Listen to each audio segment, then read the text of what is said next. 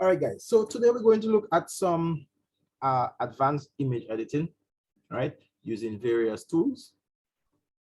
Some of them you may already have a pretty good idea how to use it. Some are easier than others. And as usual, I expect you to have your preference on what tools that you choose to use. As I mentioned earlier, with Photoshop, there are almost always multiple ways to achieve the same end result. So what I'm going to do is show you a few options for image editing. All right. So let's see how much we can get before our break.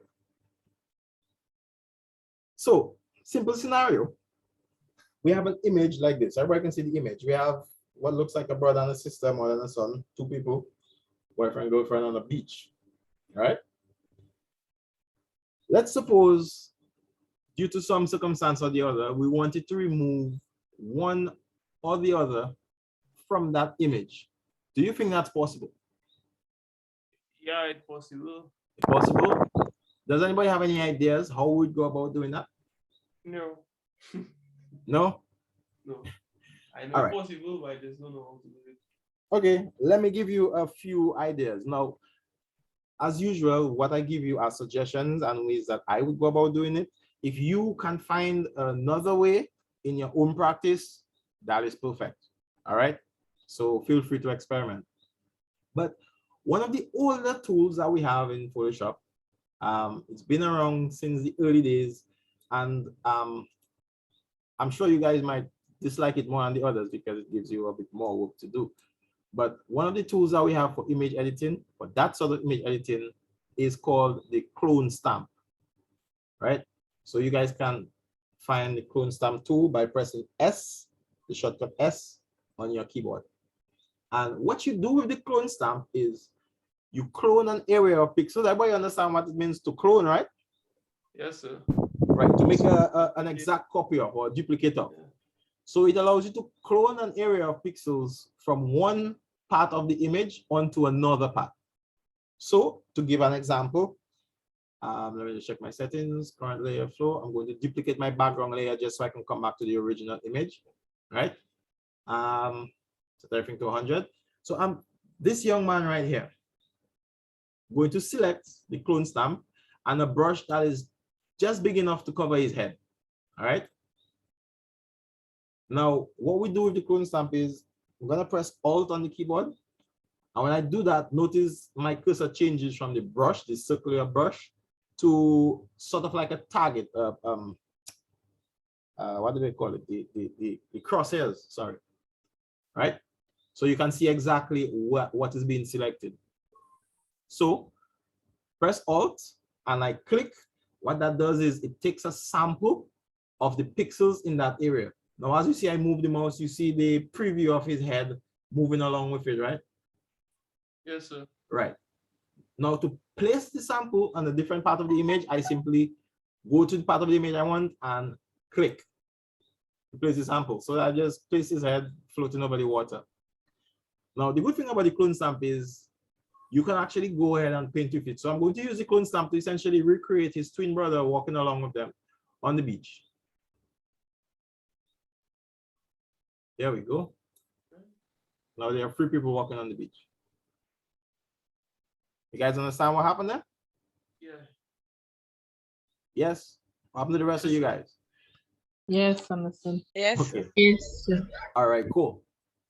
So that is how we would use the clone stamp to, for instance, clone this guy. How would we remove him? Let's say we added him here. How would we remove it? Because the clone stamp edits destructively, meaning right now, the layer that you're currently looking at, it has a new set of pixels written on it, and these are the pixels that's there. So we've destructively edited this image into this image. So we cannot go back. I can delete this layer and go back to the original layer, but that layer has been damaged beyond repair. Right? Everybody understand what I mean by that? Yeah. Right. Yes. How would we remove him from the image? Let's say we wanted to remove the clone that I put. With the clone stamp, any ideas how we would do that? No? Okay, you know, like when you kind of doing the masking kind of a thing, like with the okay, you know, below your screen you have like red and white.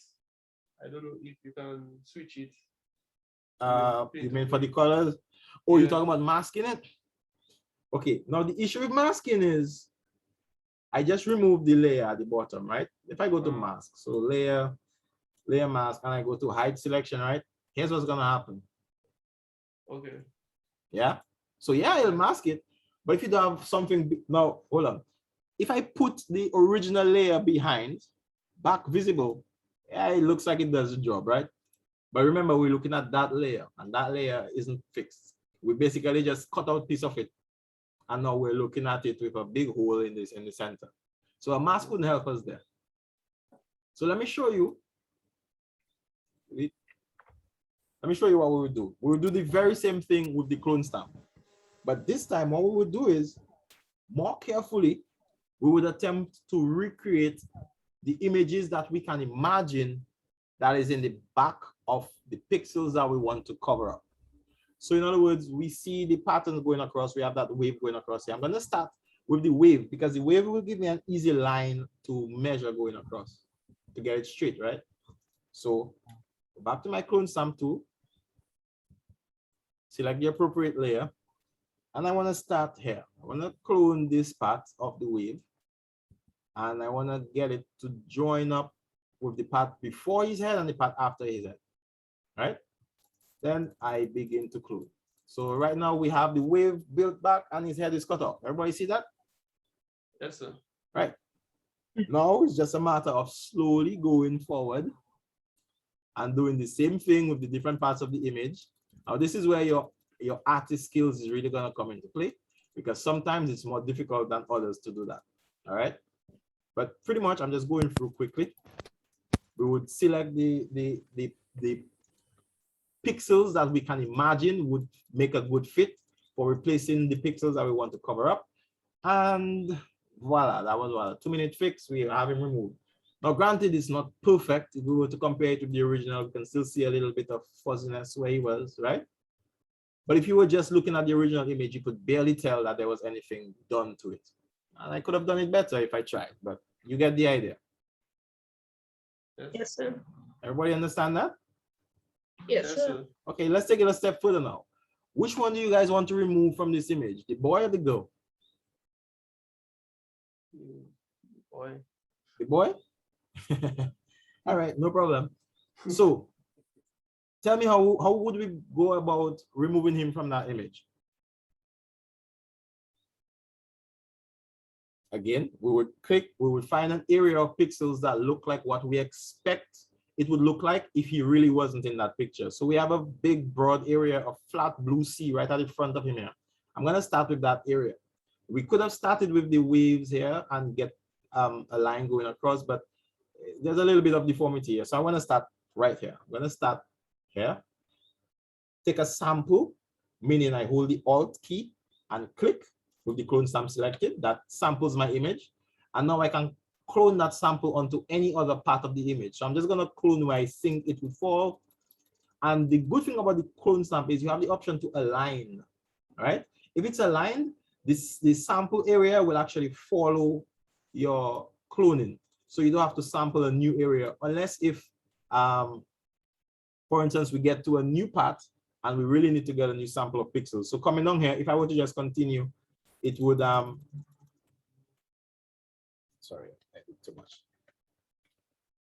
Yeah, so it would actually copy more of the water down where the froth kind of started to be. So I'm going to take a second sample from the edge of the froth about here and find a good place to fit it onto my graphic. And then we just go about covering the rest of this, the pixels, making sure they look as natural as possible.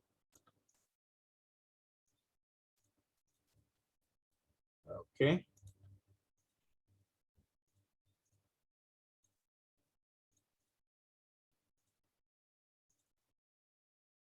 There we go. Now I could spend more time on it and get it looking more perfect as usual. The more time you spend on something, the better you'll get. But we move from 2 people on the beach to 1 person on the beach. Everybody understand that, right? Yes, sir. Okay, awesome. We're gonna come back to that image. Let's move on to another one. Now, so that's the clone stamp tool. We have 2 minutes, 45 seconds left. Okay, let's stop there. You guys can go ahead, take 5 minutes, try out the clone stamp tool on your own. When we come back, we're going to look at a few other tools and other ways that you can use them just as well as the clone stamp. Okay, so let's just take a break here and we will come back in about 10 minutes. Okay. All right, Okay. so try out the clone stamp while you're at it.